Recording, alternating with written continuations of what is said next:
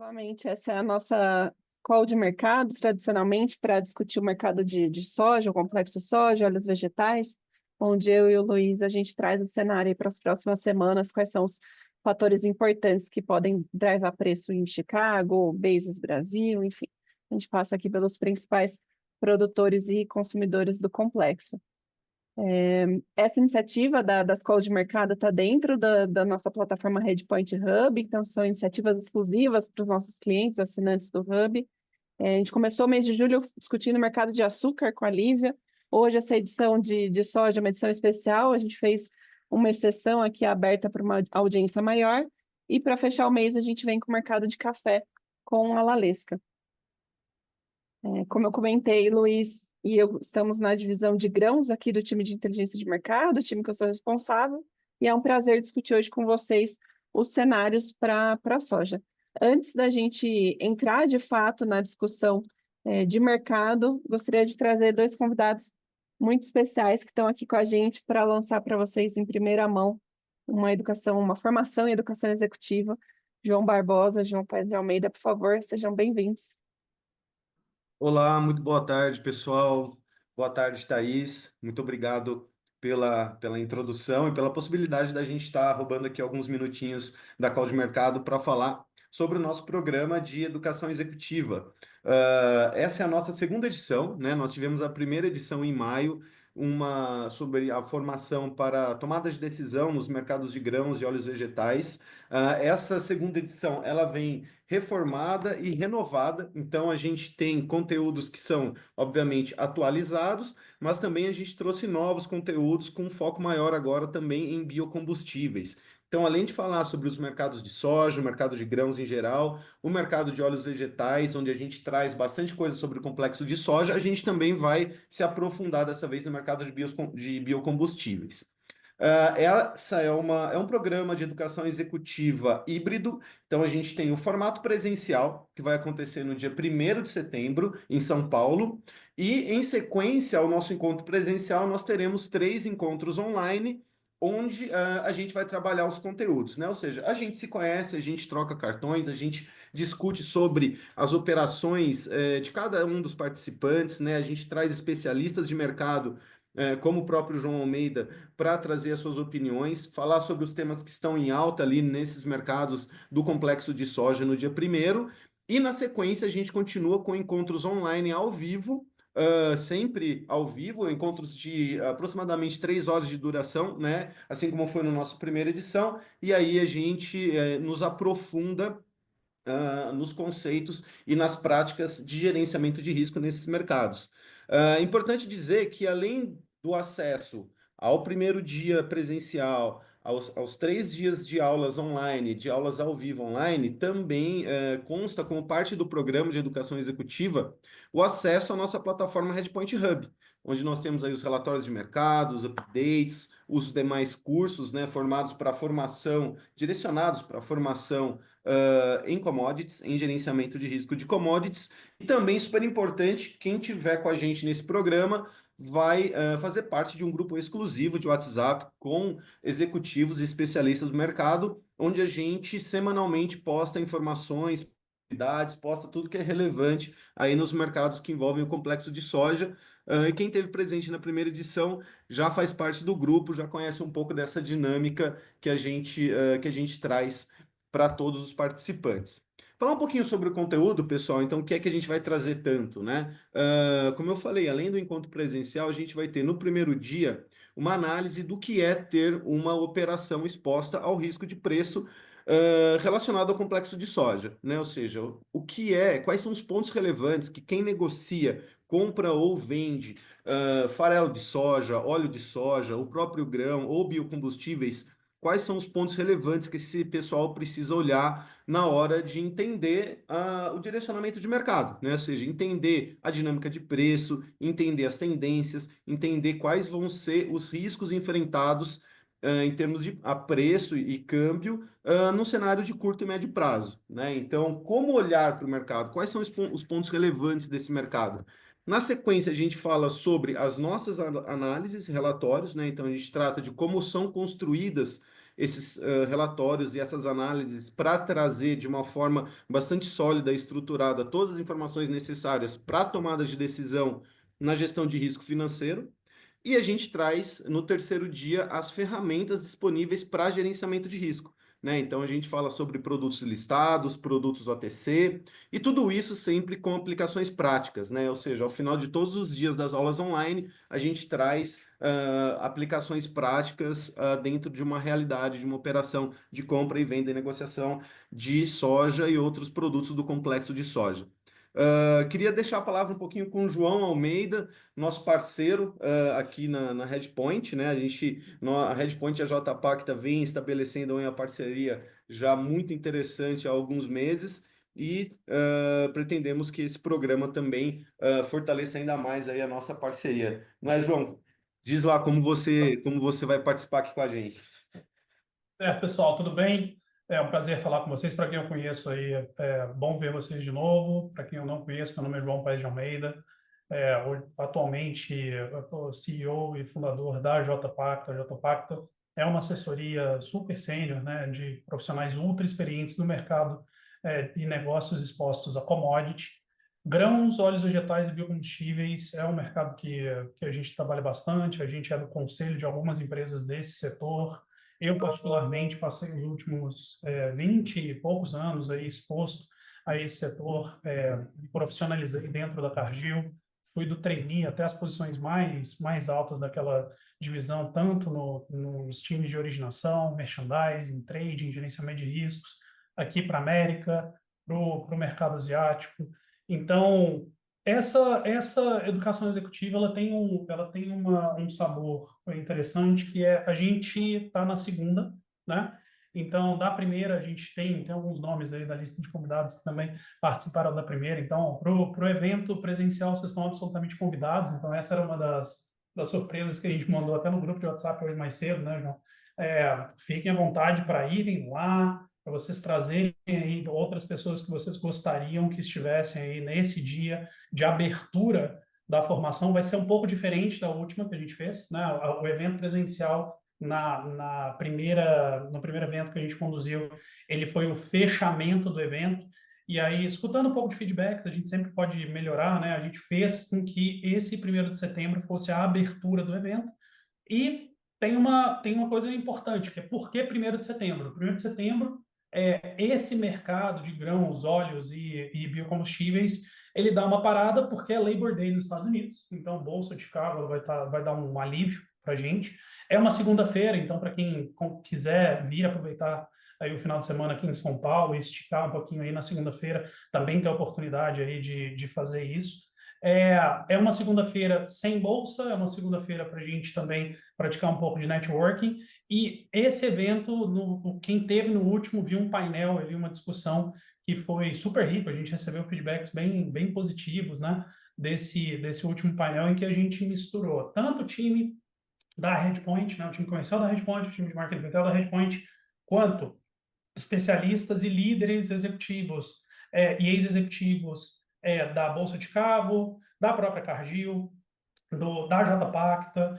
E aí, aprendendo um pouco com isso, a gente quer explorar um pouco disso mais. Tá? Então, nas próximas semanas aí, a gente vai também contar para vocês quem são as outras personalidades, quem são as outras autoridades e referências que vão estar lá com a gente nesse dia.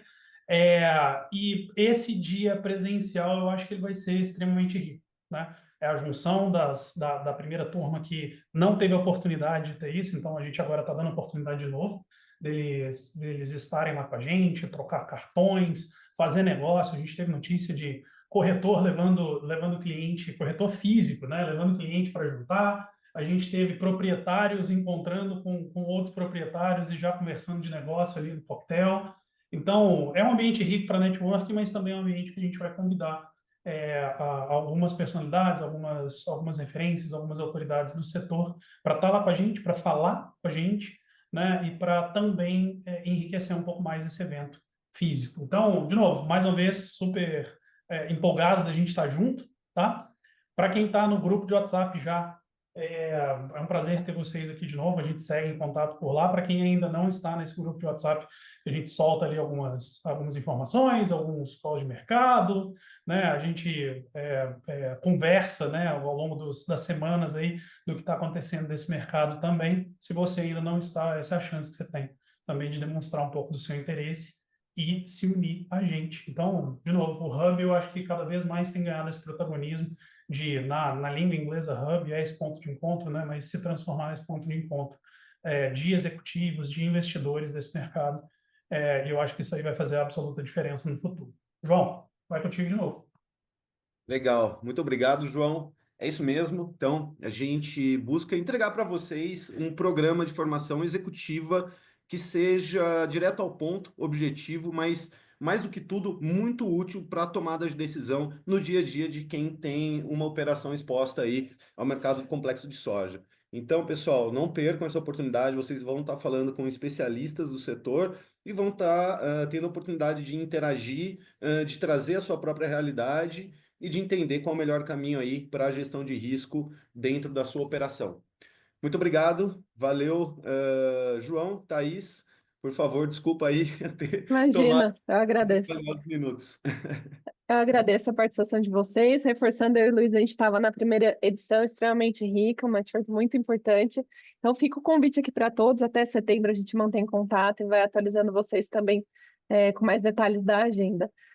Agora, para a gente entrar, né, no mercado de soja, João Barbosa e João Almeida são convidados para ficar aqui com a gente. A gente tem a sessão de Q&A ao final também. Então, se tiverem dúvidas, até mesmo do programa de formação executiva, fiquem à vontade para ir compartilhando através da ferramenta de perguntas e respostas aqui do Zoom e também de mercado. Então, conforme a gente começar a apresentação aqui, dúvidas, comentários, deixem ali para a gente. No final, a gente abre esse momento para interação. Novamente, bem-vindos. Vamos entrar no pano de fundo clássico, né, que é o contexto macroeconômico, o que a gente está vendo impactando o complexo soja. Não tem como não falar, né, do Trump e dessa segunda onda de tarifas. Então, na semana passada, o Trump começou esse movimento de envio de cartas com novas tarifas, somando 24 países. O Brasil, como com 50% da tarifa, até que, peço perdão, que acabou. Acho que quando a gente passou do inglês para o português aqui acabou errando. 50% a maior tarifa, né, nessa segunda onda. O principal ponto de atenção nesse movimento tarifário é impacto para a inflação nos Estados Unidos. Então, são importantes participantes do comércio americano, e isso tende, sim, de fato, a entrar em vigor em 1º de agosto, um impacto importante para a tarifa, para a inflação, né, para a taxa de inflação nos Estados Unidos, e isso quebraria um pouco daquele otimismo de algum movimento diferente do Fed em setembro. A gente entra mais em detalhes nisso também quando a gente olha para os números. Então, de fato, a inflação dos Estados Unidos ela ainda está acima do nível da meta do Fed de 2%. Esse é um ponto de atenção. Por mais que o mercado de trabalho tenha reagido, tenha mostrado um bom desempenho, a gente precisa acompanhar bem de perto esses indicadores e como a economia americana vai responder a essa possível entrada de tarifas, se de fato entrarem em vigor em 1º de agosto, porque isso tem influenciado diretamente o desempenho do dólar. Então, se a gente traz uma evolução aqui da curva do dólar até os dias mais recentes, a gente vê esse movimento de pressão para a moeda americana. Então, a moeda americana perdendo espaço, perdendo força, enquanto a gente vê a Libra e o euro ganhando força nesse contexto que as incertezas de conflitos, de tarifas, trazem, aumentando a aversão ao risco. Então, o dólar tem se colocado nesse lugar de perder forças, e isso tem um impacto também direto para o mercado brasileiro. Quando a gente fala de Brasil, quando a gente fala de complexo soja, o fator câmbio é um fator extremamente importante para a formação de preço, né, para a exportação, e a gente tem visto essa tendência do real de perder, de manter essa valorização, né, e o câmbio perder força, né, a cotação do câmbio. Isso, o que antes era esperado por conta dessa abertura das taxas e dessa possível chance de continuar abrindo mais ainda essa diferença entre a taxa de juros do Brasil e dos Estados Unidos, em algum momento a gente pode até começar a questionar, né, qual vai ser de fato esse posicionamento dos Estados Unidos a partir de setembro. Um ponto importante nessa questão da tarifa, Brasil e Estados Unidos, os Estados Unidos hoje são responsáveis por 12%, né, de todos os produtos que o Brasil exporta. Então, é de fato um tema bastante sensível e a gente precisa acompanhar quais vão ser os desdobramentos políticos, né, comerciais nessa frente, em especial para o agro. Entrando mais em detalhe no momento da soja, qual que é o momento da safra agora? A gente está exatamente nessa transição de entrada aqui do mercado climático norte-americano. Não é um mercado climático clássico, como em outros anos, porque ele tem sido mais brando. A gente está num ano de padrão neutro do ENSO, então, nos últimos 5 anos, vale a gente lembrar, foram 3 anos de Laninha, 1 ano de El Niño, e agora a gente enfrenta, né, estamos em meio a um padrão neutro de ENSO. Isso tem deixado o mercado climático dos Estados Unidos calmo, o que não é usual para essa época do ano. Então, tem trazido esse fator a mais para a equação, para a safra nessa transição 24-25, a entrada da 25-26. É nesse lugar que a gente vai trazer mais detalhes, começando pela foto geral dos principais participantes. A gente faz um comparativo aqui através das setas do que a gente viu de alteração na leitura agora de julho do USDA, no relatório de oferta e demanda mundial deles, nas 2 safras. Então, é importante lembrar que, enquanto o Brasil e a Argentina estão aqui fechando, né, a safra 24-25, o foco para a safra nova é principalmente Estados Unidos, e então pontos que chamaram a atenção e que a gente precisa acompanhar. Primeiro, essa melhora da safra argentina, bem em linha com o que a gente vem pontuando, inclusive ontem a própria instituição da Argentina fez ajuste muito parecido, e isso leva a produção mundial de soja, né, fechando o ciclo 24-25 em 422 milhões de toneladas. Outro ponto de atenção foi o corte das importações da China, então aqueles tão esperados 108 milhões de toneladas para a safra 24-25 vai ficando no retrovisor, agora a revisão cai para 106,5, traz um pouco de dúvida se de fato vai ter esse salto para o 112 da safra nova, então esse é um ponto para a gente acompanhar bem de perto. E o outro que nos chamou a atenção é o ajuste aqui, dentro da demanda americana, então de um lado aumentando a leitura de exportação na safra velha, a gente tem visto, o Luiz vai trazer até detalhes semana a semana, os compromissos de fato, chegando na meta do USDA e eles corrigindo isso para cima, enquanto que para a safra nova, esse contexto de tarifas derruba um pouco a linha da exportação e, ao mesmo tempo, eles já trazem uma leitura de um esmagamento um pouco maior, ainda não considerando o possível aumento da medida dos biocombustíveis. A gente vai estar trazendo até alguns detalhes sobre isso, mas é um ponto que demanda atenção para a gente vai explorar aqui no detalhe. Outra linha, e agora descendo para a América do Sul, é a questão das exportações da Argentina. Então, a gente viu um ajuste importante aqui das exportações da Argentina para a safra velha, chegando em 7,9. A Argentina teve uma boa safra e conseguiu ganhar um pouco mais de espaço no mercado. A gente sabe que o foco argentino é o esmagamento, é sim a comercialização de farelo e óleo, mas dado o contexto da China buscando novas origens, a Argentina tem encontrado um espaço importante também na linha da exportação, claro, numa magnitude diferente, uma magnitude menor, mas é algo que merece ser acompanhado. Então, a foto para a safra nova é de uma produção recorde, se aproximando dos 428 milhões de toneladas, e também aumento na leitura de estoque do mundo. Então, a foto continua de um tom de oferta mais pesado, enquanto a demanda, principalmente da China, ela ainda está em bases ali de areia, ainda não está tão sólida como em anos passados, especialmente com esse nível de estoque que a China tem. E aí, falando do nível de estoque da China, a gente começa por China, e é essa leitura que a gente faz. Então, nos últimos anos, o que ela trabalhava de estoques de soja para fechamento de ciclo entre 16, 20, chegando a 30, já é a terceira safra com estoque acima de 40. Parece, sim, de fato, ser essa meta de segurança, de margem de segurança que a China tem trabalhado com termos de estoque. Isso tira um pouco aquela urgência, aquela necessidade deles fazerem compras e buscarem seus navios. E essa é a foto que tende a continuar para 25, 26. Então, quando a gente olha no detalhe do balanço da China, esse ponto de atenção das importações, por mais que maio, como a gente já falou aqui para os nossos clientes no call de junho, maio trouxe esse recorde muito pautado no atraso do Brasil, então o volume do Brasil entrando um pouco mais tarde e fazendo esse pico aqui no recebimento chinês em maio, a gente precisa acompanhar para frente o quanto de fôlego a China vai ter para passar voltar para um nível do 23, 24 de 112 milhões de toneladas importadas, se de fato a gente vai ter esse esmagamento de 108. Então, essas são as incógnitas aqui no universo da China, e isso impacta diretamente na formação de preço, porque hoje é o principal demandante, né, da oleaginosa. Qual que é o cenário na China para drivar esse apetite? Do lado da margem de esmagamento é praticamente zero, em linha com a sazonalidade, ali no meio do caminho, né, para que lado tende a seguir. Isso não estimula aumentar esmagamento, isso não estimula antecipar programa de esmagamento. Então, isso é um ponto de atenção, é um ponto baixista até em termos de demanda. Por outro lado, a gente viu os estoques começando a voltar, então ela fez as mínimas ali em maio, eu comentei desse atraso dos embarques do Brasil, isso começa a voltar, tende a melhorar ao longo de julho, né, essa tendência de recebimento do Brasil, mas de fato é a mensagem de que eles não têm mais tanta urgência de garantir volume, de garantir estoques no porto mais altos, eles estão num momento de margem não tão estimulante, né?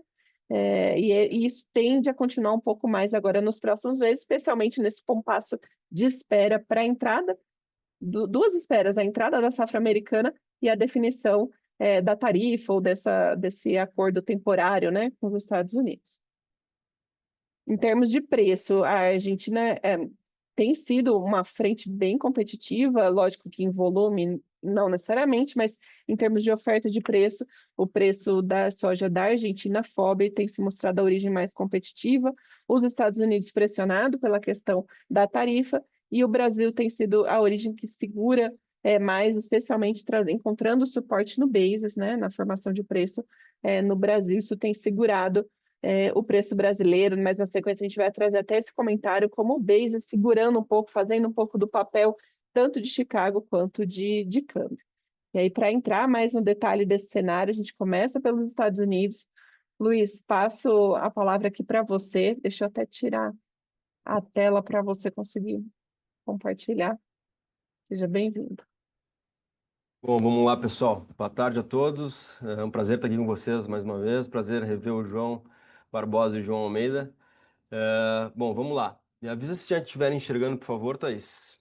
Já sim. Uhum. Beleza. Então vamos lá. Como a Thaís falou, agora a gente entra nos Estados Unidos, obviamente, ela já trouxe um pano de fundo macro muito importante, porque o macro tem trazido uma volatilidade adicional para o mercado nos últimos tempos, não podia ser diferente, né? Ainda mais se tratando aí de um tema né, ligado a tarifas que podem mudar de fato alguns fluxos comerciais em nível mundial. Mas o que a gente tem visto até agora, né, só para complementar, é que no caso da soja a gente não tem visto um impacto muito direto nas últimas semanas, né? Mas claro que esse pano de fundo deve continuar por mais algum tempo, isso traz, né, alguma incerteza para o mercado. Então os impactos vêm de forma indireta até mesmo pelo mercado financeiro, mercado de renda variável, que naturalmente as commodities se inserem, né? A Thaís também trouxe um pouco do cenário para o grande consumidor do mundo, não podia ser diferente, a importância da China aí como a grande compradora de soja em nível mundial, então né, o grande player do lado da demanda, e agora a gente entra nos grandes players do lado da oferta, e aí a gente tem um pouco mais de dúvidas, né? Enquanto a gente não tem tanta dúvida com relação à China, embora existam sim algumas dúvidas com relação à demanda por importação nessa próxima temporada, esmagamento e tudo mais, ou a manutenção dos estoques. No lado da oferta está tudo em aberto, dá para dizer assim, porque a gente está entrando numa nova temporada norte-americana, né, uma nova temporada mundial, né, de safra 25-26, começando pelos Estados Unidos, então por isso que né, a gente fala primeiro dos Estados Unidos, porque é o que está em alta nesse momento, né, a safra americana se desenvolvendo por lá, e a gente vai falar um pouquinho sobre o que a gente está vendo hoje para esse cenário e para os próximos meses, para fechamento safra 24-25, e especialmente para a safra 25-26, que é o grande driver do mercado, pelo menos na minha opinião, daqui para frente. Então vamos lá. Primeiro falando sobre o último relatório do USDA, tá? Com relação à oferta americana, a gente não teve grandes mudanças. Naturalmente é um relatório importante de julho, porque é o primeiro relatório que traz os dados consolidados de área plantada, né? Os dados do Acreage, que é divulgado no final de junho. Então, o USDA, né, naturalmente trouxe esse dado novo, é uma área um pouco menor do que a estimada lá em março, no Prospective Plantings, e naturalmente essa área um pouquinho menor trouxe uma produção um pouquinho menor, mas realmente o ajuste foi muito pequeno. A produção anterior, né, do relatório de junho era 118,1 e agora é 118, então praticamente a mesma produção com uma área um pouquinho menor, a produtividade sendo mantida em níveis muito elevados, né? A gente até ainda tem alguma dúvida com relação a isso, se os Estados Unidos conseguem de fato atingir uma produtividade tão alta, porque seria a maior da história, né? O USDA de alguma forma tá bastante otimista com relação a isso, mas a verdade é que o clima tem ajudado, né? A gente vinha falando nas calls anteriores, quem acompanhou sabe, que o clima teria que ser perfeito para a gente atingir, né, para os americanos atingirem essa produtividade. E ele está praticamente perfeito, dá para dizer assim, né? O clima tem sido muito positivo, a gente vem semana após semana vendo uma melhora climática nos Estados Unidos, inclusive recentemente com melhora de condições das lavouras americanas de soja. O milho também está num nível extremamente elevado de condições lá nos Estados Unidos. Então, realmente, a gente agora começa a entender que o USDA não está tão otimista assim. Daqui a pouco ele está falando realmente de uma possibilidade, né, algo que pode acontecer de fato nessa temporada. Então, mas obviamente que isso está em aberto, até porque o mês de agosto para a soja é um mês muito importante, assim como julho nos Estados Unidos é para o milho, né? O mês da soja para o mês de agosto para a soja é o mês mais importante, dá para dizer assim de alguma forma, pela questão do desenvolvimento das plantas. Então, ainda está em aberto, mas até o momento realmente a situação nos Estados Unidos é muito positiva e é possível sim a gente atingir uma produtividade recorde aí. Até porque, né, pessoal, a gente vende nos últimos 5 anos, né, de quatro anos com fenômenos, né, 3 de Laninha, 1 de El Niño. Então, de alguma forma, pode ser sim que a gente esteja um pouquinho desatualizado com relação ao potencial da produção americana, né? Então, faz um bom tempo que a gente não tem um clima regular para a gente ver qual o potencial mesmo dos Estados Unidos. Então, pode ser que nessa temporada, com o clima regular, como a Thaís trouxe anteriormente, né, um Enso neutro, né, sem Laninha e El Niño, a gente veja até onde de fato a produtividade americana pode chegar e o USDA está bastante, né, confiante que ela vai atingir um recorde nessa temporada. Diante dessa produção estimada hoje, tá? O que a gente tem? Primeiro vamos falar de 24 e 25, fechamento de safra. Então, a gente obviamente não teve mudanças, não costuma ter mudanças importantes nos números de 24 e 25 agora nesse relatório de julho, não teve, né, com relação à produção, mas a gente teve, como a Thaís também antecipou, com relação à exportação. A exportação americana vem performando bem, vem um pouquinho melhor do que a gente estava estimando anteriormente, inclusive os registros já bateram a meta anterior, que era 50,3, 50,4. O USDA trouxe um ajuste nesse último relatório.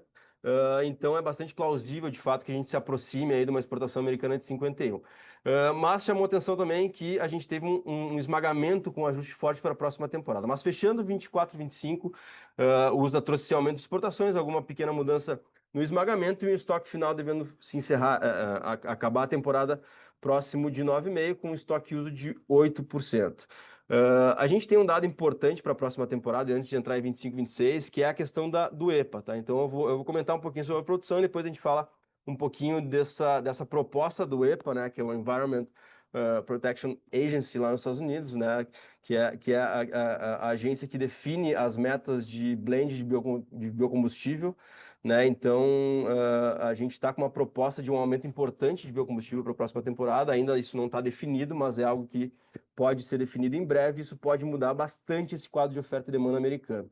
Então, nesse ponto, né, de novo, de 118 de produção, isso aqui está em aberto ainda, mas provavelmente a gente vai ter uma produção nesse nível. A gente tem esse esmagamento americano crescendo. E, de alguma forma, né, a Thaís trouxe já também que o USDA aumentou esse esmagamento, mas de alguma forma ainda não está levando em consideração, a princípio, esse aumento de mistura, até porque isso não é nada certo, é só uma proposta, está em nível de proposta, ainda está sendo estudado.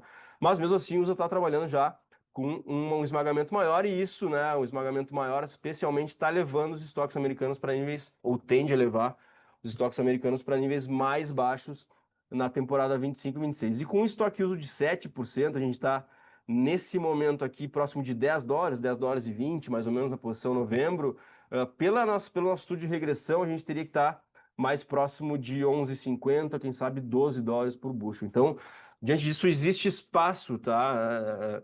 Com o nível de estoque atual previsto, da gente ter um Chicago um pouco mais firme ali na frente. Então, esse é um primeiro dado bastante importante. Com relação ao fechamento de exportações, como eu já comentei, a gente teve essa elevação, né, dessa meta, dessa estimativa do USDA, porque a gente pode até ver aqui, ó, os registros já estão batendo nessa nova meta, inclusive. Então, esses dados são atualizados de hoje até, né, com o Spot Sales de hoje. Então, é algo que provavelmente até pode ser novamente elevado na próxima na próxima estimativa do ano, do USDA, lembrando que, naturalmente, a gente sempre encerra a temporada com algumas vendas que não são entregues, que são jogadas para a próxima temporada. Então, normalmente ele é 1,5 milhão de toneladas, é possível que a gente veja isso de novo, e a gente tem até o final de agosto de vendas em aberto para entrega nos Estados Unidos, mais ou menos 4,2 milhões. Então é um volume ok para essa época do ano. É normal a gente ver uma queda de exportação agora, né? Porque o Brasil é o grande ofertante no mercado agora, a China está estacionada aqui nos portos brasileiros, então não é nenhuma novidade. E a partir ali do início da colheita, a partir de setembro, esses volumes começam a crescer, mas a gente já vai estar falando da próxima temporada. Mas com relação a esses 4,2, a gente não vê grandes problemas até o momento. A gente tinha dúvidas há algumas semanas, alguns meses, né, por conta da guerra comercial, quando os ânimos estavam mais elevados, mas agora a gente viu que, de fato, não tem um impacto, não teve, né, a princípio, um impacto muito grande nas exportações americanas. Então, eu diria que esses 4,2 aí não são um grande risco aí com relação a essas próximas entregas. Olhando para a situação da margem, aí vem um dado importante também, tá? A margem de esmagamento, no caso, o oil share, né? A participação do óleo de soja na margem de esmagamento americana, hoje a gente está com um oil share muito elevado, né? O maior nível de oil share que está aqui próximo de 50% nesse momento, desde a temporada 21-22, e a temporada 21-22 era uma temporada, né, ainda de pandemia de alguma forma, onde o mercado estava mais bagunçado.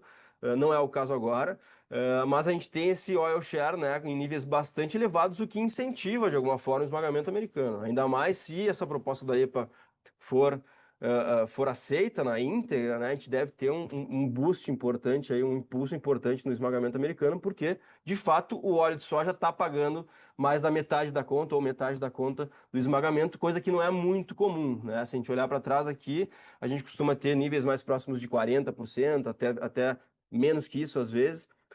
Então, realmente está chamando atenção e está pagando a conta do esmagamento americano, esse óleo de soja em níveis elevados. E aí a gente vê o esmagamento, que vem muito bem, obrigado por lá, né? Tirando o mês de fevereiro, onde a gente teve dúvidas com relação aos créditos lá do 45Z, a gente voltou a ter esmagamento forte a partir de março e a gente deve ter um esmagamento se confirmando como recorde nessa temporada, um esmagamento forte até o final do ano.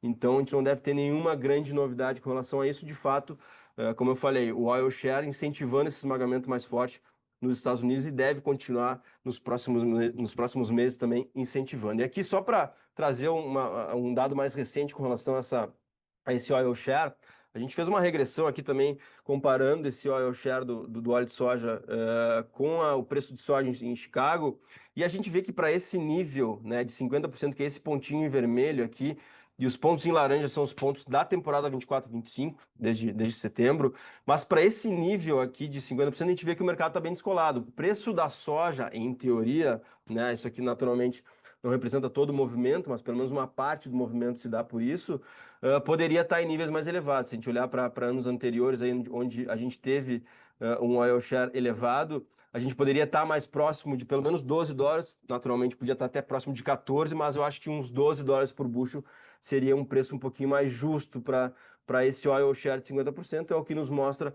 o estudo, né, com esses dados diários, é que a média, ficando um pouquinho mais claro, que realmente tem um descolamento aí entre oil share e o preço de soja lá em Chicago. Então, existe um espaço, né, para a gente ter alguma melhora nesses preços de soja aí diante dessa grande participação do óleo de soja na margem do esmagador americano.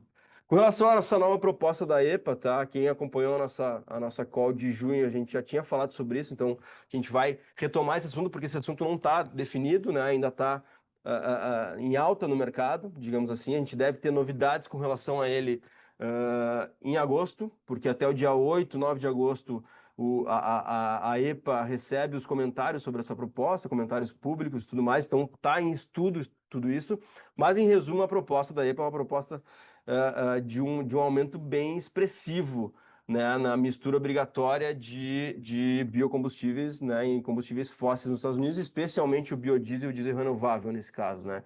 Então a EPA propõe um aumento de 67% na mistura, é muita coisa de uma temporada para outra, de um ano para outro, né?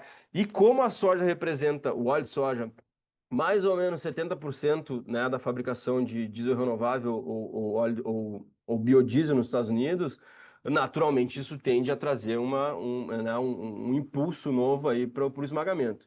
Então, diante disso, a gente fez aqui com alguns dados que a gente tem disponíveis no mercado aí, um estudo até onde poderia chegar essa capacidade de esmagamento dos Estados Unidos. Naturalmente, não conseguiria avançar tudo isso, né, para cobrir todos esses 67%, mas com os projetos que a gente tem hoje, né, e a gente tem aqui atualmente uma capacidade de 69 milhões, mais ou menos, de toneladas por ano de esmagamento, com os projetos que a gente tem hoje, se 100% desses projetos derem certo até 2026, né, ou forem concluídos até 2026, os americanos conseguem chegar em um esmagamento de 74,5. Lembrando, a gente está falando de um esmagamento já projetado pelo USA de 69,5. Então tem, né, mais ou menos 5 milhões de toneladas aí de crescimento. Caso 50% só da expansão seja atingida, a gente chegaria em 72 milhões de capacidade de esmagamento. Eu acho isso aqui um pouco mais plausível, né? Eu acho difícil a gente chegar em 100% em tempo hábil dentro do ano comercial americano, que se encerra em agosto. Então, acho que esse 72 faz um pouco mais de sentido. Então, é uma expansão importante no esmagamento americano, trazendo aí de 2,5 a mais ou menos 5 milhões de toneladas a mais de capacidade de esmagamento para os americanos. Diante disso, a gente fez também cenários para o quadro de oferta e demanda de soja, né? Levando em consideração 100% da expansão ou 50% da expansão. Então, com 100% da expansão e os americanos esmagando 74 milhões e meio, a gente tem uma possibilidade grande da gente ter estoques americanos praticamente 50% abaixo do que a gente estava vendo, ou do que a gente está vendo nessa temporada 24-25. Então, é um estoque muito baixo de 4 milhões de toneladas. Realmente, isso seria um fator né, de alta, um fator altista para os preços de Chicago. E mesmo o cenário 2, que é só 50%, né, com o esmagamento subindo mais ou menos uns 2,5, 3 milhões do que é projetado hoje, a gente chegaria em 72 milhões de toneladas com um estoque de 6 milhões. Então, ambos os cenários, e eu entendo o cenário 2 ser mais plausível de acontecer, ambos os cenários apontam para um estoque mais apertado nos Estados Unidos. Por isso que é tão importante a gente acompanhar daqui para frente, né, ou continuar acompanhando os desdobramentos dessa proposta, porque, no meu entendimento, isso pode mudar um pouco o jogo, né, da soja que a gente está vendo há muito tempo, né, alguns meses trabalhando próximo de 10 de Chicago, pode trazer a soja para um patamar mais elevado, um patamar novo aí para a próxima temporada. Então é muito importante a gente acompanhar o desenrolar dessa questão. Bom, voltando para a safra americana 25-26, qual a situação hoje, tá? As condições de lavouras americanas hoje estão 70% delas estão em boas ou excelentes condições. É um patamar melhor que o do ano passado, que era 68%, e bem melhor que na semana passada, né? Então, esse dado é do dia 12 de julho, e a gente teve um aumento de 4 pontos percentuais entre uma semana e outra. É muito incomum a gente ver um aumento de 4 pontos percentuais, né? Pode ser o USDA corrigindo algum erro anterior, mas a verdade é que a safra americana está se desenvolvendo muito bem, obrigado, e os dados estão mostrando isso, né? Então, a gente vê os principais estados aí com bom desenvolvimento. Então, a gente tem hoje um amparo fundamental para dizer que a safra americana tende a ser uma safra cheia e com produtividades muito elevadas e provavelmente recordes. Aqui trazendo um pouquinho da fotografia, né, ou das fotografias aí de alguns dos principais estados produtores. Dá para dizer que todos os principais estados produtores estão aqui, né, incluindo Illinois, Iowa, Minnesota, os 3 maiores estão aqui. Então a gente vê que as plantas estão se desenvolvendo muito bem por lá, e a gente também é importante acompanhar o desenrolar dessas fotos aí nas próximas semanas, porque a tendência é de uma continuidade de um clima bastante favorável lá nos Estados Unidos. Com relação à umidade dos solos, só para trazer aqui uma atualização, também quem acompanha nossas calls sabe que a gente, né, costuma acompanhar desde o plantio a situação da umidade. A verdade é que esse mapa da direita, que é o mapa mais recente, né, aponta para uma situação muito melhor do que o que a gente viu lá desde abril, tá? Desde o início do plantio, né, meados de abril. Então, a umidade dos solos nos Estados Unidos, ela vem melhorando semana após semana. Está um pouquinho ainda aqui o oeste dos Estados Unidos, um pouquinho pior, digamos assim, do que em mesmo período do ano passado, mas longe de ser uma catástrofe, né? Então a gente tem um ambiente muito mais positivo hoje, né? Como eu falei, muito melhor, especialmente que maio e junho. Então a gente não vê mais um problema potencial nesse momento com relação à umidade dos solos aqui no oeste americano, no oeste do cinturão americano, né? Como a gente vinha vendo lá no início do plantio. As próximas 2 semanas devem ser semanas positivas, mais uma vez, com relação à chuva. Chuva chegando em praticamente todo o cinturão produtor, abrangendo praticamente todo o cinturão produtor, em níveis não tão elevados, mas ainda assim em níveis considerados bastante satisfatórios.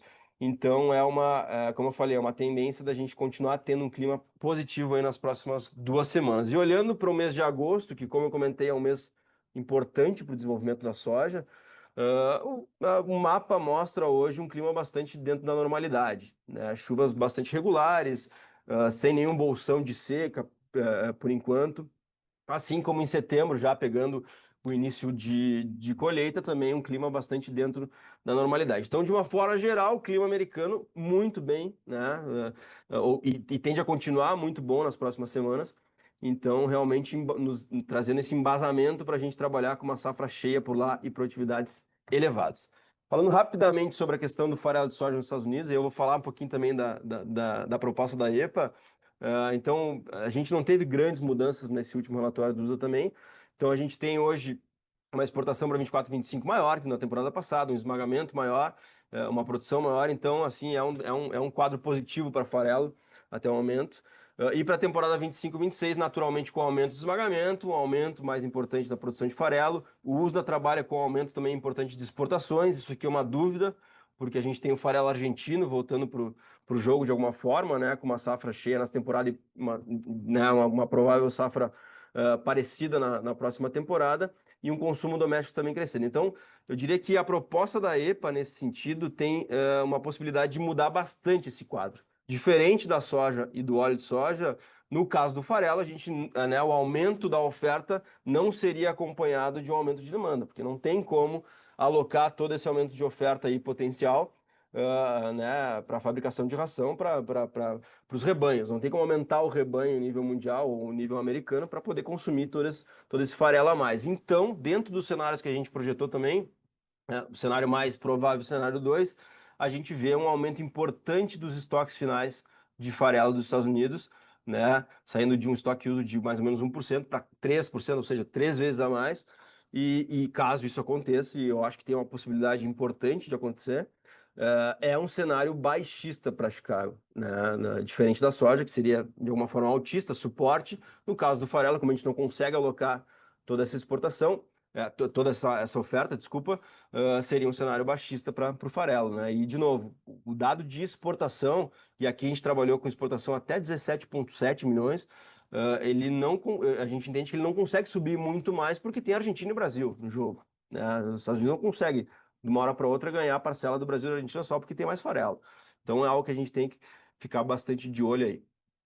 E com relação ao óleo de soja, para fechar Estados Unidos aqui, né, bastante importante, como eu falei, por conta dessa nova mistura aí que vai ser decidida em breve. A gente também tem um quadro para 2026 positivo, né? De novo, ainda não leva em consideração, teoricamente, essa nova mistura, mas o USDA já trabalha com uma produção maior, com consumo doméstico maior e com uma exportação naturalmente menor para manter esse nível de estoque, né?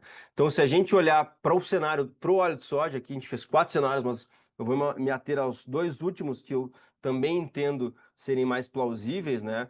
Com a expansão em 50% e com o óleo de soja ganhando ou perdendo, né? Aqui nesse caso, perdendo um pouquinho de participação na fabricação de biocombustíveis. Em todos os cenários a gente tem, especialmente nos últimos 2, estoques finais menores. Então, da mesma forma que na soja, esse aumento de mistura, aí, caso ele seja aceito na íntegra, tende a trazer um cenário bastante altista, né, de alguma forma, para o óleo de soja, por conta de uma tendência de estoques bastante apertados, aí, como a gente não vê há um bom tempo por lá. E para fechar, a situação hoje dos preços de soja lá em Chicago, a gente vinha muito próximo de 10 aí nas últimas sessões. Recentemente esse preço deu uma respirada, mas a gente vem respeitando, né? Os preços vêm respeitando essa faixa de 10 e 11 dólares há um bom tempo, há vários meses. Então, por enquanto, no curtíssimo prazo, no curto prazo, a gente não vê muito ambiente para sair dessa faixa, mas, de novo, eu acho que essa questão da EPA pode ser algo que mude esse jogo aí, principalmente a partir da colheita americana ali em setembro. Agora eu vou chamar a Thaís mais uma vez para dar continuidade aqui falando um pouquinho de Brasil. Por favor, Thaís. Perfeito, Luiz. Trazer a atualização do lado do Brasil, deixa eu só colocar de novo. Se a gente fala, né, da safra americana caminhando aí para consolidar a produtividade, quando a gente pensa na próxima safra brasileira, aí o plantio só em setembro, está longe ainda para discutir, mas uma provocação que a gente já traz, uma reflexão que a gente precisa já fazer é se os 180, 185 não seria de fato o novo alvo, né, para o potencial produtivo do Brasil, de novo, nesse contexto de um clima mais favorável, de um acúmulo de ganho tecnológico da semente não experimentada até então, né, porque a gente tinha o clima não colaborando, então fica aqui essa reflexão para quando a gente pensar na 25, 26. Mas para agora o nosso foco fica na 24, 25, a gente precisa discutir importantes linhas aqui do consumo da 24, 25, reforçando a nossa leitura de 170 milhões de toneladas, até com espaço para um pouco mais, e essa de fato é a safra 24, 25 no Brasil. Quando a gente olha para esse nível de produção, né, para esse consumo aqui, essas colunas 24, 25, é muito importante acompanhar de perto o desdobramento da exportação, o ritmo mês a mês, considerando o ritmo de volume embarcado e line-up nos portos, já vem se mantendo acima até do projetado, 8% de crescimento, quando a gente compara com o ano passado, isso tem se sustentado, então pode ser que a gente tenha até alguma surpresa aqui para cima, né, nesses 109 milhões de toneladas exportadas, e a linha de esmagamento ainda bastante ativa, né, por mais que a gente pode ter alguns desafios aí no segundo semestre em termos de margem de esmagamento, vem sim num contexto de esmagamento crescente, ainda não considerando o B15. Então, o B15 volta para o jogo, agosto já valendo a mistura B15, do B14 para o B15, e ainda aqui nessa conta tem espaço para aumentar, a depender desse desempenho desses próximos meses do segundo semestre. Principal questão para 25, 26 quanto que a China de fato vai comprar do Brasil, né? O Brasil não consegue suprir tudo o que a China demanda, ela ainda vai precisar buscar a origem americana, e aí fica aqui o desafio, né, para o novo ciclo, para a gente entender de fato quanto que soja brasileira vai ser entregue, quanto da soja brasileira vai ser entregue na China.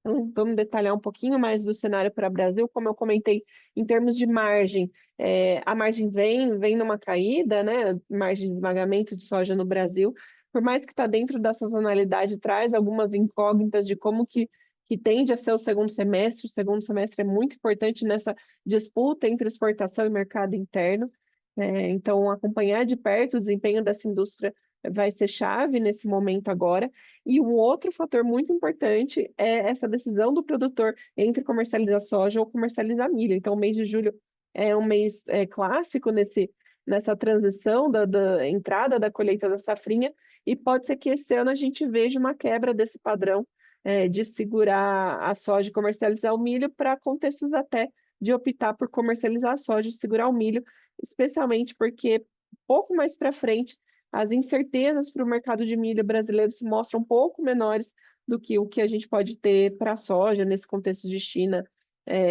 chegando a algum acordo ou não com os Estados Unidos, enquanto no milho a gente tem o etanol de milho trazendo uma importante linha de consumo aqui para o Brasil. Então, pode ser que a gente veja alguma surpresa aqui nesse caminhar de julho para agosto, para setembro, em termos de comercialização brasileira de soja e de milho. Quando a gente olha para o prêmio, né, para o basis, como eu comentei lá no começo, tem se sustentado, tem chegado aqui nas máximas do histórico dos 5 anos, em muito fazendo o papel ali do que seria Chicago, do que seria o próprio câmbio nessa época do ano. Dúvidas agora para o segundo semestre, ele tem espaço para continuar fortalecido, para continuar segurando um pouco a cotação. Quando a gente olha para o preço em si, né, aqui uma praça de Mato Grosso, Rondonópolis, a gente vê o preço da soja voltando um pouco, a referência voltando aqui para o nível de R$ 120 por saca. E agora é aquele momento clássico, né, da entrada do segundo semestre, para ver como de fato vai ser essa disputa entre esmagamento e exportação. Se a gente abre no detalhe, né, como que está o mercado de farelo e óleo, para a gente tentar fazer algumas inferências do que seria o apetite para esmagamento, é importante a gente destacar que enquanto no óleo a gente vê um certo otimismo com esse consumo doméstico tendo espaço para vir melhor por conta do B15, na linha do farelo, o ponto de atenção são as exportações, como o Luiz mesmo comentou, traz incertezas aqui para o Brasil de quanto de fato a gente vai performar com o retorno da Argentina e para o próximo ciclo, até mesmo com maior volume do farelo americano, quanto de fato o Brasil vai conseguir performar nas exportações. Essa é a foto, os principais indicadores que a gente precisa olhar para a indústria brasileira de processamento. Agora a gente faz exercício parecido, olhando aí para os nossos colegas argentinos. Luiz, vou passar para você.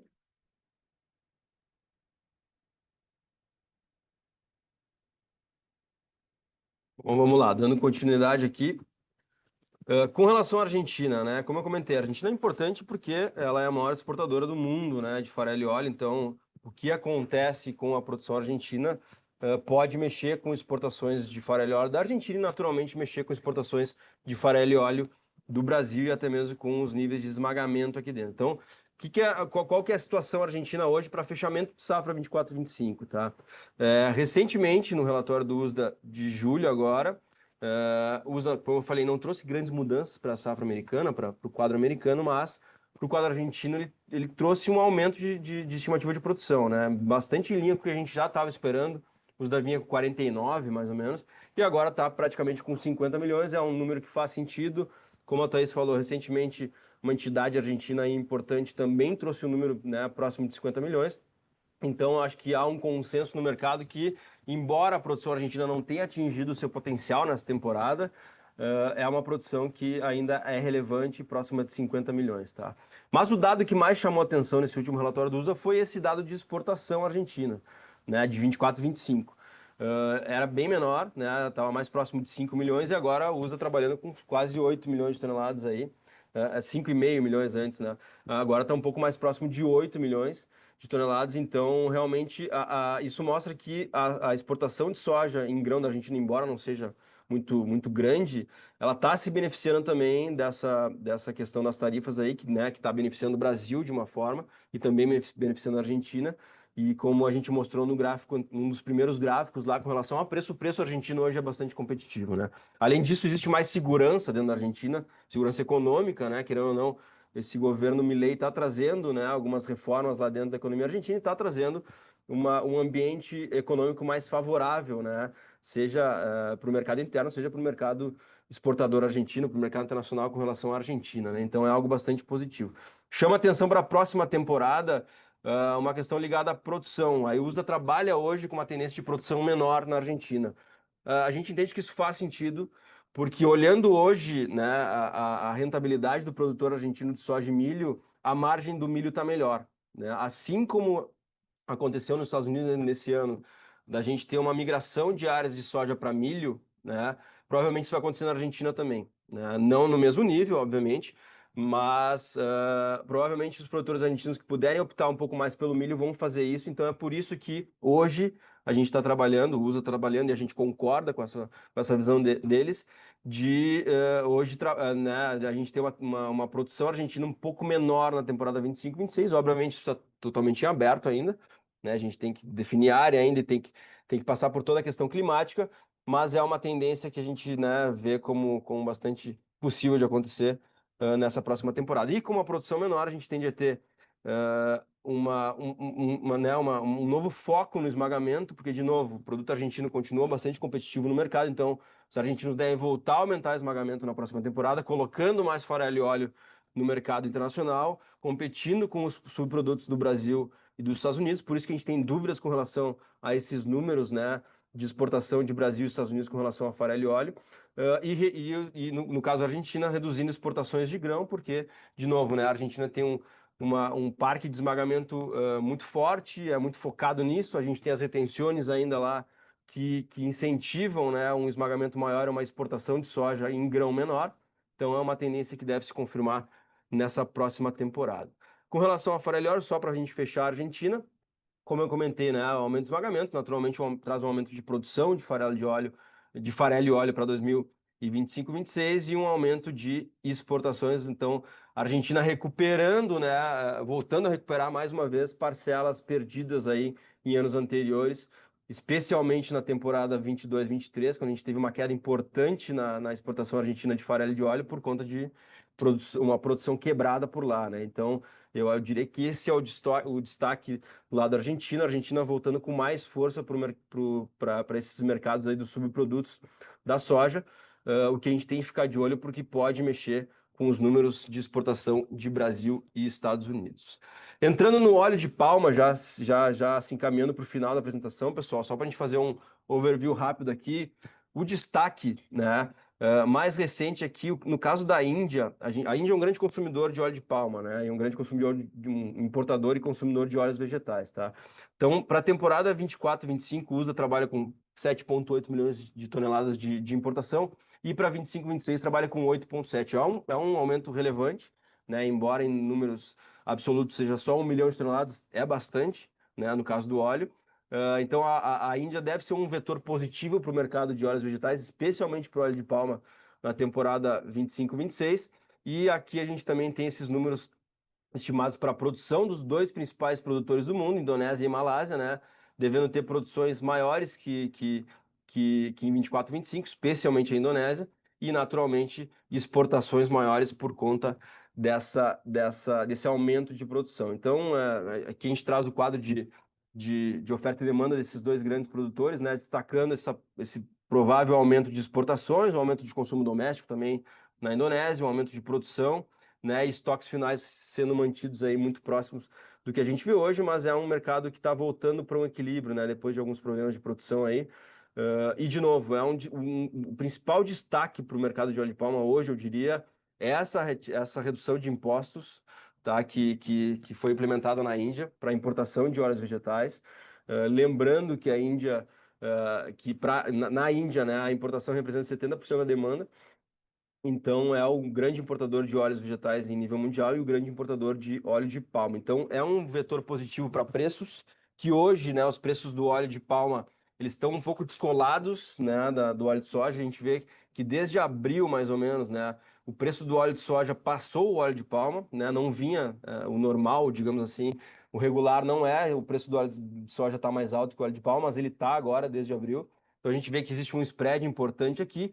E diante disso, diante de um cenário que a gente comentou antes, de um mercado firme para óleo de soja, a gente entende que existe um espaço aqui para esse óleo de palma voltar a se aproximar do óleo de soja por conta dessa maior demanda em nível mundial aí, especialmente da Índia, nessa próxima temporada. Então a mensagem para o óleo de palma é essa: a gente vê espaço para preços melhorando aí nos próximos meses, e obviamente, né, tem a questão da produção ainda da Indonésia e da Malásia, que está totalmente em aberto. Agora eu vou chamar a Thaís de novo, mas vou continuar compartilhando aqui, tá, Thaís? Só para a gente se encaminhar para o final aqui. Isso, perfeito. Obrigada, Luiz. Para compilar, a gente precisa olhar para o posicionamento dos fundos, né? A gente traz aqui lado a lado soja, farelo e óleo. O que a gente viu que para a soja vinha num movimento tentando sair ali do lado vendido, entrando um pouco mais do lado comprado, o que caiu por terra nas últimas semanas. De fato, o tom da oferta, as incertezas quanto à comercialização Estados Unidos e China tem pesado e os fundos têm precificado isso, aumentando a posição vendida. O farelo, eles seguem fazendo as máximas históricas para o momento. Tem esse agravante da questão do mandato dos Estados Unidos, uma vez que seja aprovado, que entre em vigor, adicionando até mais peso nesse contexto do farelo. E do lado oposto, a gente vê o óleo de soja se sustentando um pouco mais e trazendo um pouco mais de suporte em termos de cotação e até o posicionamento dos próprios fundos.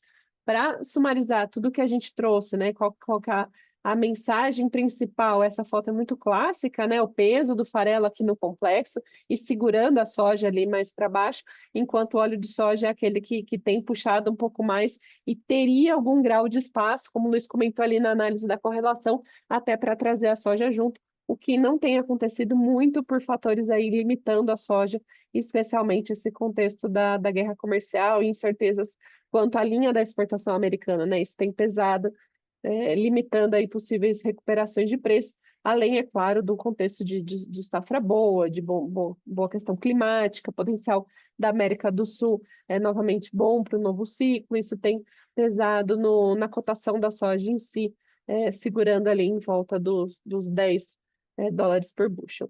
Para consolidar tudo que a gente trouxe, Pano de fundo central é essa questão da guerra comercial, né, o impacto que traz para a demanda chinesa.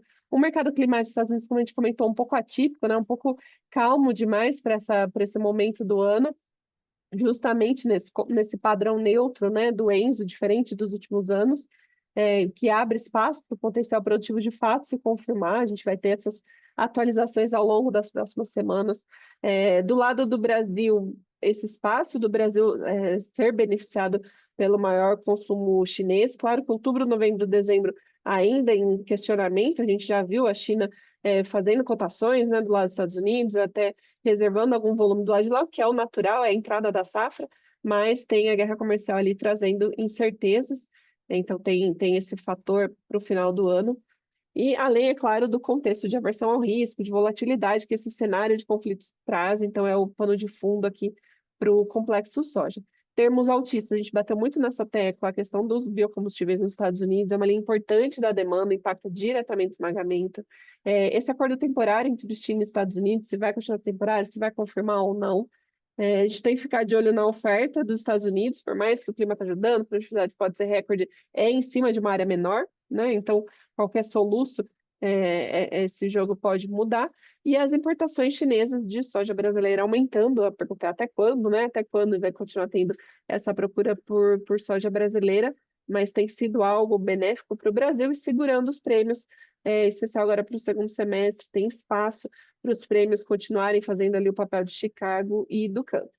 Do lado baixista, esse cenário climático, né, de maior oferta, de boas condições para Estados Unidos, e a falta de um acordo definitivo entre Estados Unidos e China, isso pesa no mercado, limita um pouco o espaço para os preços corrigirem, bem como a ampla oferta da América do Sul, né, tanto o Brasil quanto a Argentina.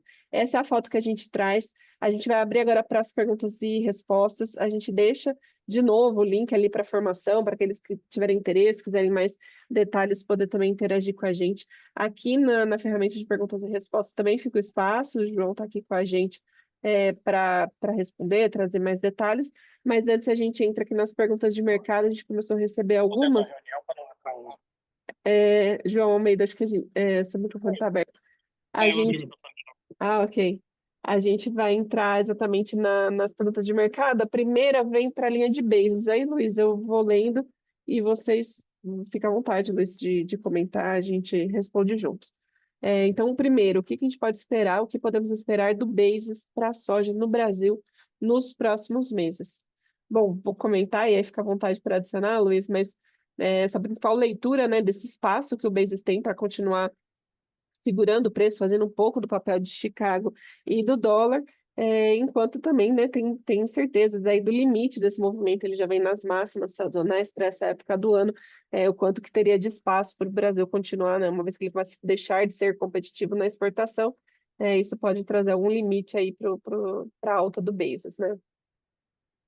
Eu concordo 100% aí, só para fazer um comentário, e é importante também, né, a gente lembrar que o basis, ele costuma ganhar força no segundo semestre, isso é sazonal, né, ele ganha menos ou mais dependendo muito da exportação e a briga entre exportador e mercado interno nos últimos meses do ano, mas ali a partir de final de outubro, início de novembro, meados de novembro, ele começa a perder força, né, porque a gente também tem aquelas paradas de final de ano das indústrias, das esmagadoras e tudo mais.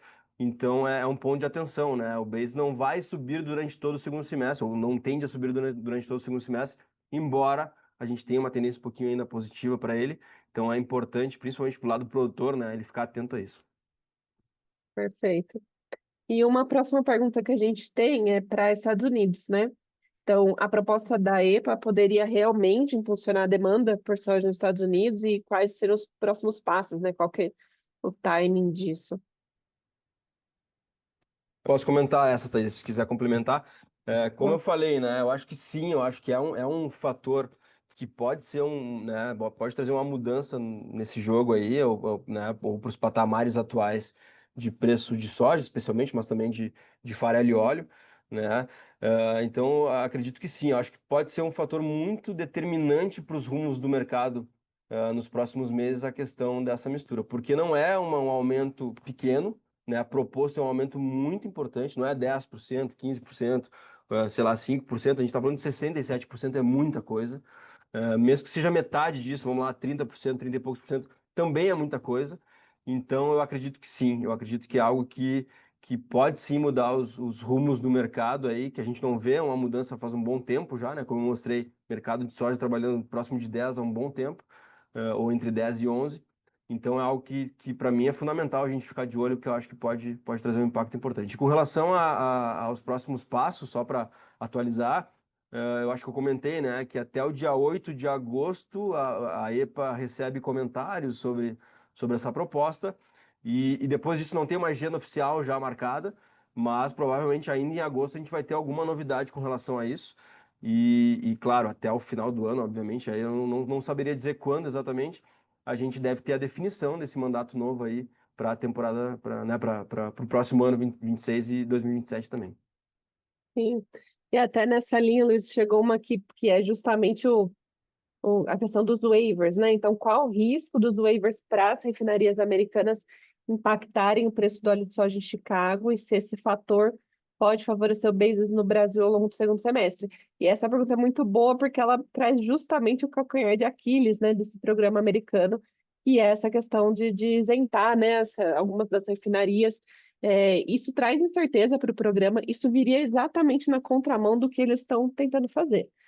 Não dá para se excluir, pode sim acontecer, e seria assim, baixista, né, para preço, mas viria na contramão desse movimento que eles estão fazendo de achar espaço ali para biocombustíveis, para achar espaço para essa linha de exportação menor, mas sim, né, se vier, pode sim pressionar Chicago, óleo de soja Chicago. Já para fator de suporte para Bases Brasil, sim, porque aí pressionando o óleo Chicago, pressionaria o complexo, né? Isso sim traria suporte para bases aqui. Se você quiser complementar, Luiz, acho que... Não, só um complemento, acho que obviamente tem conexão com isso, mas também tem um pouco a ver com a questão do aumento da mistura. A gente tem que lembrar que não é só o aumento da mistura que está sendo proposto, né? Eu até não comentei isso, mas o governo americano, e não exatamente a EPA nesse caso, ele também está tentando reduzir a importação de óleos, ou seja, o valor dos RINs, né, gerados pela fabricação aí de biocombustíveis. Se for com produto importado, né, o insumo importado, óleo de soja, óleo de palma, óleo de canola, ele vai ter um valor menor que os outros rins. Então já é também outro passo dado, né, ao incentivo do consumo de doméstico nos Estados Unidos. E além disso, a gente tem essa questão do 45Z também, que volta e meia volta à pauta aí, que também tem a ver, né, agora as últimas atualizações com produtos importados. Então é um conjunto de medidas que estão sendo tomadas nos Estados Unidos para incentivar esse maior, né, maior blend de biocombustíveis, maior consumo de biocombustíveis, maior uso de produtos americanos na fabricação de biocombustíveis. Então, não é só o aumento da mistura que tende a movimentar esse mercado aí nos próximos meses. Até o como, né? Como que eles vão configurar essa política. E até nessa linha vem uma pergunta aí para o Farelo, né? Então, nesse cenário da medida da EPA, estoques com previsões apontando, né? Se a EPA de fato confirmar a inclusão do percentual maior, se a gente poderia ter ainda mais queda para o farelo em Chicago. Isso o inverso também seria, né, positivo. Poderíamos ver um viés de alta se não aprovado, né? O aumento do mandato. Não sei se tu quer comentar, Thaís, mas posso comentar e Sim. depois tu complementa, caso tu Ah, queira. ok. Eu acho que sim, eu acho que sem dúvida, né? Sem dúvida não, vamos lá, obviamente existem dúvidas, mas eu acho que a tendência realmente como eu comentei, né, no quadro, não tem como aumentar esmagamento e pegar todo aquele farelo adicional e jogar para exportação ou jogar para o rebanho, que o rebanho não cresce nesse nível, não tem como, né? Nenhum rebanho no mundo cresce nesse nível para poder absorver todo esse aumento de oferta que a gente pode ver, né? Então eu acredito que sim. Eu não vejo hoje nenhum grande fator positivo para farelo. A gente já vê um bom tempo o farelo, né, bastante pressionado em Chicago. Realmente não vejo nada que faça hoje o farelo subir. Caso a proposta não seja aceita ou seja aceita em níveis menores, não acho que não seria também algo que mudaria no caso do farelo, porque também traria aumento de oferta de farelo de qualquer forma. Então eu não vejo um cenário muito positivo para farelo, não, tá? Diferente de soja né, a possibilidade para soja e para óleo de soja. Ainda mais com o Brasil e a Argentina também, né? Aumentando produção, tendo mais oferta. Concordo. Vou abrir aqui o espaço, Luiz, pro João Almeida voltar aqui com a gente, poder fazer aqui o fechamento. João, com você. Bom, não sei se o fechamento, mas eu queria fazer um comentário, que Claro. não existe nesse momento, gente, uma análise histórica que permita que a gente não leve em consideração três coisas. O óleo vegetal, ele vai ser cada vez mais importante do ponto de vista da contribuição do valor do óleo no grão, né, naquele oil share, para qualquer análise histórica que a gente fizer. Então, o Luiz ele trouxe ali uma análise que ele traz que o 24-25 ele quase é um outlier, né? Mas ele é um outlier porque os programas de biocombustível fazem com que os históricos percam cada vez mais a sua relevância frente ao tamanho do impacto e peso que a contribuição vinda do óleo vegetal exerce no esmagamento do grão, qualquer grão que seja, tá? Essa é a primeira coisa. A segunda coisa, falando sobre os farelos, o mercado de proteína vegetal, ele ainda não achou a tecnologia e a agregação de valor suficiente para que o farelo volte a ter protagonismo. Isso é extremamente crítico.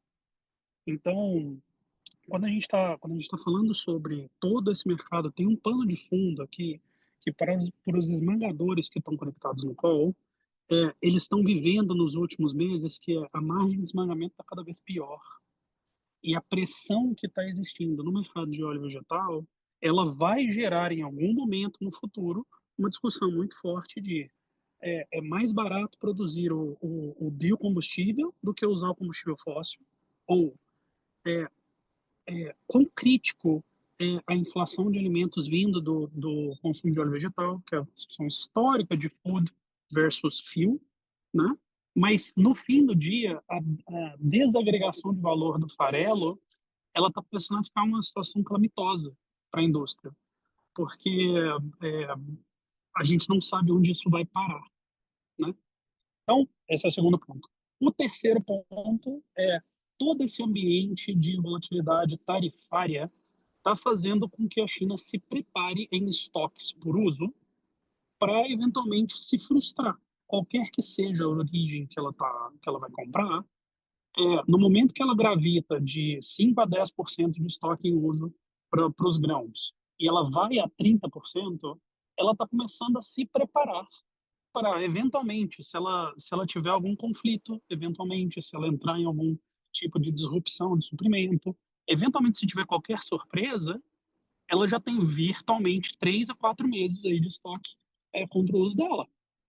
Então, assim, a gente viu também que o depletion, né, a redução de estoques na China aconteceu da eleição em outubro para o mínimo de estoque que ela teve no porto dela, demoraram ali 6 meses.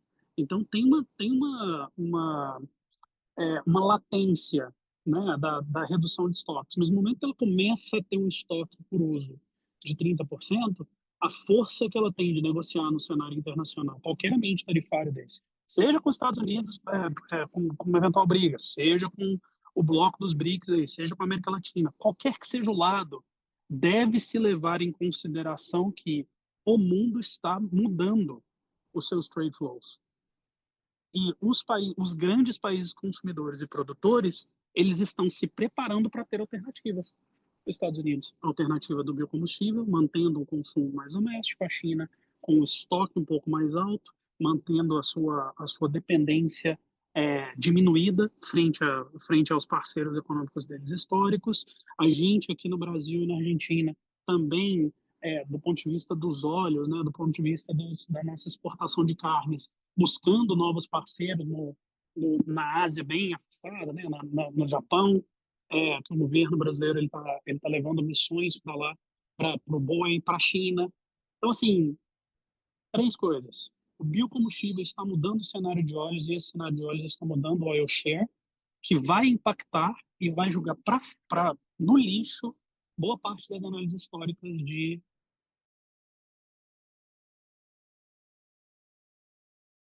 Acho que a gente perdeu o João. Ou travou só para mim, Luiz. Para mim também, eu acho que o João caiu aí a conexão dele. Sim. O João Barbosa está por aqui. Eu. Não dá para contar Voltou. somente histórico. nesse momento não dá para contar somente com o histórico. Sempre leve em consideração esses 3 pesos adicionais que estão vindo dos programas de biocombustível, do cenário de redução de preço do farelo e da mudança de eixo de origem e destino dos grãos. Tomara que vocês tenham escutado, eu vi que às vezes deu uma falhadinha. Não, cortou só uma partezinha, mas obrigada por trazer os pontos, sumariza bem justamente esse momento de transição que a gente está no mercado, né? As dinâmicas se alterando. Obrigada, João. Fica de novo o convite para a gente se ver todos ali juntos em setembro, 1º de setembro, está aqui o QR Code da página, estamos todos à disposição. No caso do material, que eles são nossos clientes, assinantes do Hub, ou clientes, né, das mesas aqui de ATC, se precisarem, é um prazer disponibilizar para vocês, nos procurem seus gerentes. Também, quem quiser mais interesse sobre o nosso trabalho, o próprio Redpoint Hub, no próximo slide, Luiz, fica também o QR Code para o Hub, para vocês acessarem outros materiais que a gente também produz por lá. Obrigada pela presença de todos, obrigada, João Almeida, João Barbosa, obrigada, Luiz. Um bom final de dia.